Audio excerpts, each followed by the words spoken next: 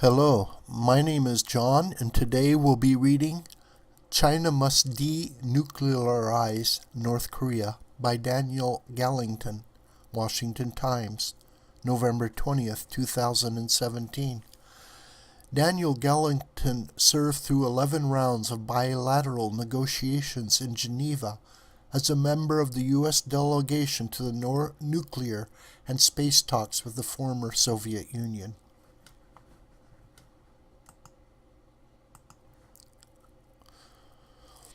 If China doesn't decide to intervene and essentially denuclearize North Korea, and soon, the Pacific region will nuclearize itself in reaction to China's inaction and the growing North Korean nuclear threat. In short, the People's Republic of China doesn't really have a choice in the matter. It must take down the Democratic People's Republic of Korea's various nuclear weapons and related programs. President Trump's decision Monday to relist North Korea as a state sponsor of terror adds weight to the exigency. Affecting the time of China's decision, however, will be the following very critical calculus. Which Asian countries may likely develop nuclear weapons, and how long would it take? In reverse order, how long would it take? The answer to this might shock some. If one imagines a complete nuclear fuel cycle to include nuclear weapons development as 100 points on a scale, then 95 to 98 points could be associated with a peaceful nuclear program. Only the last few notches in the fuel cycle are needed for actual weapons development.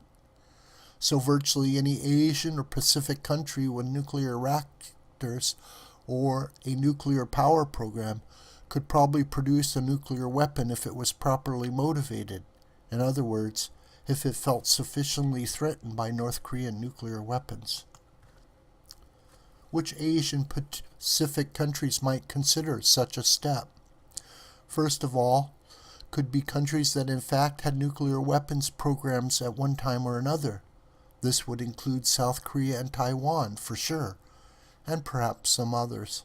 Recently, there has been editorial comment in Australia that it should seriously consider a nuclear weapons program to address the emerging nuclear and intercontinental ballistic missiles threat from North Korea.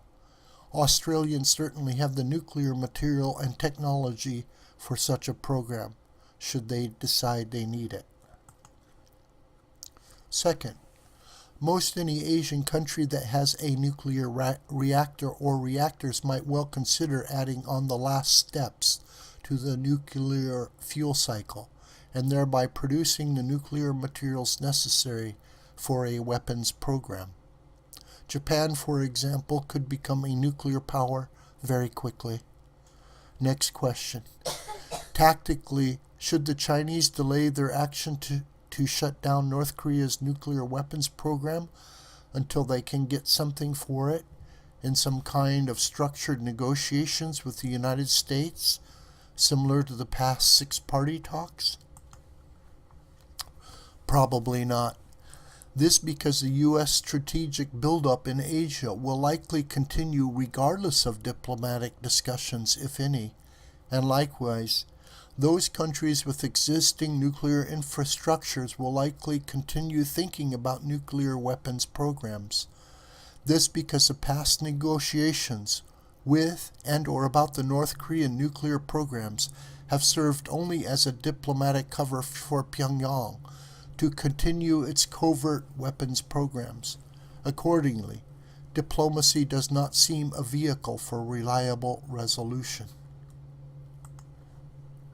Ironically, perhaps, if and when China takes down the North Korean nuclear weapons program in a credible way, it could expect to see an immediate reduction in the current U.S. strategic response and buildup in Asia and the Pacific. Likewise, countries that were on the edge for beginning their own nuclear weapons programs would likely back down from them.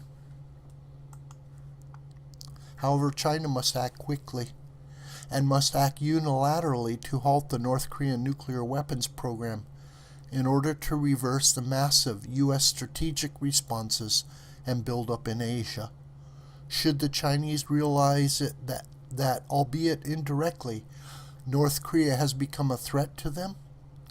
For sure, the reactions by the United States and other Asian countries to the North Korean nuclear weapons programs cannot be in the best interest of China, and they have to know this by now. Finally, do we really care how the Chinese solve the problem as long as they solve it? I really don't think so. This video is a production of the School of the White Crane. My name is John Brooker, and you can reach me through commentary on this video or through my Gmail listed here. Please share this video with family and friends and on social media. May God richly bless you.